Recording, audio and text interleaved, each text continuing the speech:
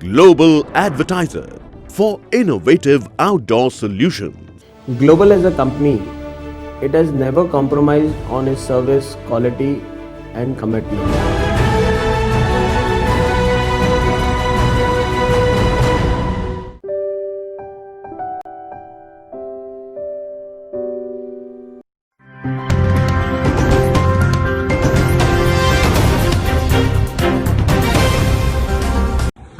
नमस्कार, मैं डॉक्टर विनय जैन। पिछले 20 वर्षों से मैं शिक्षा के क्षेत्र में कार्य कर रहा हूं। रोज हम अखबार में, टीवी चैनल्स पर हम ये पढ़ रहे हैं, देख रहे हैं कि डॉक्टर्स की भारी कमी हो रखी है, पैरामेडिकल स्टाफ, नर्सेज हमें नहीं मिल पा रहे हैं, हॉस्पिटल्स में बेड्स की अवेलेबिलिटी नहीं है, हॉस्पिटल्स की कमी हो रखी है, पेशेंट्स को कहां एडमिट करें ये एक बड़ा सवाल हो रखा है। साथ ही ऐसे भी न्यूज पढ़ते हैं कि मुंबई में कई हॉस्पिटल्स के बिल्स लाखों रुपए के मिल रहे हैं पेशेंट्स को। 14 दिनों के स्टे के लिए कोई 20 लाख, कोई 14 लाख, कोई 18 लाख, कोई 22 लाख। ग्रामीण क्षेत्रों से भी न्यूज आ रही है कि वहां पर पैकेजेस फ्लोट किए गए हैं। 3 लाख का पैकेज, 5 लाख का पैकेज, 8 लाख का पैकेज। ये हालत है आज हमारे मेडिकल इंडस्ट्री की। महाराष्ट्र में तकरीबन 50,000 केस होंगे टोटल। 50,000 केसेस में हमारी इतनी बुरी हालत हो रखी है। उम्मीद कीजिए अगर ये केसेस बढ़ जाएं तो हमारी क्या हालत होगी। तो आज मैं आपके समक्ष एक दूसरा तथ्य लाने की कोशिश कर रहा हूं कि आखिर ऐसी नौबत क्यों आई। ऐसी नौबत इसलिए आई है दोस्तों क्योंकि पिछले 20 वर्षों में मुंबई को एक भी नया मेडिकल कॉलेज नहीं मिला। मुंबई चारों तरफ से एक्सपैंड हुई। मुंबई में स्काई स्क्रैपर्स बने, टावर्स बने, मुंबई चारों तरफा विकास हुआ, सभी जगह पर रीडेवलपमेंट का काम हुआ, लेकिन मुंबई में एक भी नया मेडिकल कॉलेज मुंबई को नहीं मिला। क्यों? आपको यह जानकर आश्चर्य होगा कि हिंदुस्तान में यदि किसी को एक मेडिकल कॉलेज खोलनी हो तो उसे 20 एकड़ जमीन की जरूरत है। आप गूगल कीजिए how to open a medical college in India, आप शॉक्ड हो जाएंगे। 20 एकड़ जमीन चाहिए अदर देन मेट्रो सिटीज, और मुंबई जैसे महानगर में आपको 10 एकड़ जमीन चाहिए यदि आप एक मेडिकल कॉलेज खोलना चाहते हैं। सवाल उठता है 10 एकड़ की जरूरत क्यों है, और क्या मुंबई जैसे महानगर में 10 एकड़ जमीन किसी को मिल सकती है? तो ना तो जमीन मिलेगी और ना ही कोई नया मेडिकल कॉलेज खुलेगा। फर्ज कीजिए किसी के पास 10 एकड़ जमीन है भी। 10 एकड़ जमीन में कितने विद्यार्थियों की पढ़ाई होगी? यह दूसरा शौक लगेगा आपको। 10 एकड़ की जमीन यदि आपके पास हो तो आपको मेडिकल कॉलेज खोलने की परमिशन मिलेगी, और उसमें भी केवल 120 विद्यार्थी प्रतिवर्ष लेने की आपको अनुमति मिलेगी। यानी कि 120 इंटू 4 ईयर्स का कोर्स, 480 विद्यार्थियों के लिए केवल आपका कॉलेज होगा। 480 विद्यार्थियों के लिए आपको 10 एकड़ जमीन। क्या हम कोई मिलिट्री स्कूल खोल रहे हैं जहां पर 10 एकड़ जमीन में हमें स्टूडेंट्स को रोज दौड़ाना है, व्यायाम कराना है? क्यों चाहिए 10 एकड़ जमीन? इसका कोई जवाब नहीं है। आज शिक्षित समाज को एक सवाल पूछना होगा हमारी सरकार से, मेडिकल काउंसिल ऑफ इंडिया से, क्यों आपने ऐसे नियम कर रखे हैं कि कोई नया मेडिकल कॉलेज नहीं खुल पाता? और उसका नतीजा देखिए आज क्या हुआ। उसका नतीजा यह हुआ कि मेडिकल कॉलेज के अभाव में आज डॉक्टर्स नहीं बन पाए। डॉक्टर्स नहीं बने तो ज्यादा हॉस्पिटल्स नहीं खुले। आज सॉल्यूशन क्या है?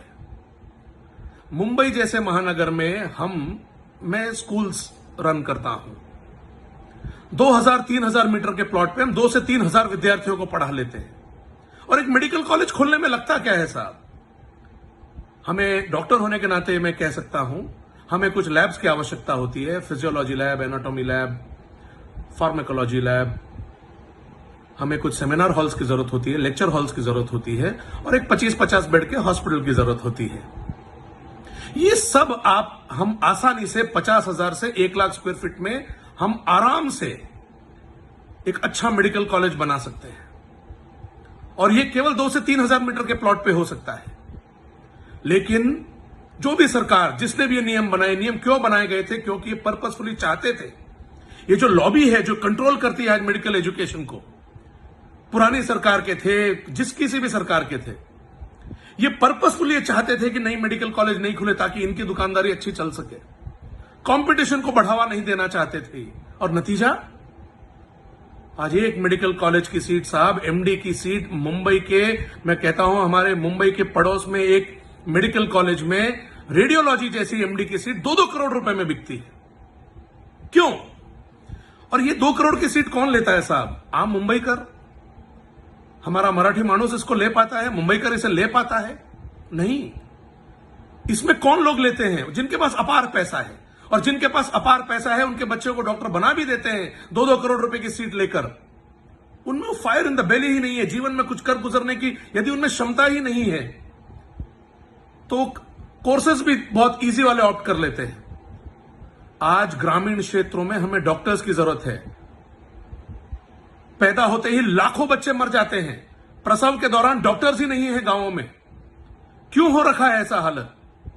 इसका कारण है हमने कभी अच्छे डॉक्टर्स बनने नहीं दिए। आज 2 करोड़ रुपए भर के सीट लेने की हैसियत कितने में है? आज आपको और एक जानकर आश्चर्य होगा, दूसरा पहलू भी है। आज पेरेंट्स अपने बच्चों से कहते हैं कि बेटा डॉक्टर मत बनना। डॉक्टर स्वयं अपने बच्चों से कहते हैं कि बेटा डॉक्टर मत बनना। तू डॉक्टर बनेगा, 30 साल तक पढ़ेगा, मेहनत करेगा, जैसे तैसे डॉक्टर बनेगा, प्रैक्टिस सेट करेगा और प्रैक्टिस चल निकलेगी। कल उठ के कुछ एक छोटा सा इंसिडेंस हो जाए, पेशेंट्स के रिलेटिव्स आके तुझे मारेंगे, तुझे देर सवेर रात में कभी भी उठाया जाएगा। कोई नहीं बनना चाहता आज डॉक्टर। आप स्टैटिस्टिक्स निकाल कर देखिए, साइंस लेने वालों के विद्यार्थियों की संख्या कम हो गई है, उसमें मेडिकल में जाने वालों की संख्या और कम हो गई है। एंड स्पेशली बॉयज, गर्ल्स तो फिर भी थोड़ी बहुत एजुकेशन ले रही है, मेडिकल एजुकेशन में जाने की होप रखती है। बॉयज के अंदर में ट्रिमेंडस डाउनफॉल है। Boys don't want to get into medical education anymore. इसका सॉल्यूशन क्या है? मैं उद्धव ठाकरे जी से, आदित्य ठाकरे जी से विनम्र निवेदन करता हूं कि हम महाराष्ट्र में एक पहल कर सकते हैं। महाराष्ट्र पूरे देश को दिशा दिखा सकता है। हमें करना क्या है? हमें कोई एडिशनल बजट की जरूरत नहीं है, हमें केवल रूल्स को ट्वीक करने की जरूरत है। हमें केवल ऐसे रूल्स चाहिए कि 2 से 3 हजार वर्ग मीटर में भी आप एक मेडिकल कॉलेज खोले, और देखिए हर रेलवे स्टेशन पे 3 से 4 मेडिकल कॉलेज खुल जाएंगे। तो क्या हम क्वालिटी से कॉम्प्रोमाइज करेंगे? नहीं, हम अच्छे क्वालिटी के डॉक्टर्स प्रोड्यूस करेंगे। हम एजुकेशन की गुणवत्ता पर फोकस करें और आने वाले वर्षों में हम इतने डॉक्टर्स प्रोड्यूस करें कि हम पूरे इंडिया की रिक्वायरमेंट को पूरा कर दें। हर एक ग्रामीण क्षेत्र में। और अच्छा, ज्यादा डॉक्टर्स बनेंगे तो क्या होगा? ज्यादा डॉक्टर्स बनेंगे तो ज्यादा अस्पताल अपने आप खुलेंगे। ज्यादा अस्पताल अपने आप खुलेंगे तो कंपटीशन होगा। कंपटीशन होगा तो ये जो 5 लाख, 15 लाख, 20 लाख, 25-25 लाख के बिल जो रेज होते ऑटोमेटिकली कम हो जाएंगे। ये एक विशेष साइकिल है साहब। इस साइकिल की शुरुआत करनी होगी क्रिएटिव सोच से। ये जो इस तरह की लॉबिंग वाले जो रूल्स बने हुए हैं, इन्हें तोड़ने की आज डायर नीड है, सख्त आवश्यकता है। आज 1 लाख पेशेंट्स है साहब, उनको नहीं संभाल पा रहे हैं। सोचिए आने वाले वर्षों में यदि कोई इससे बड़ी महामारी आ गई तब हम क्या करेंगे? ना अस्पताल मिलेंगे, ना डॉक्टर्स मिलेंगे।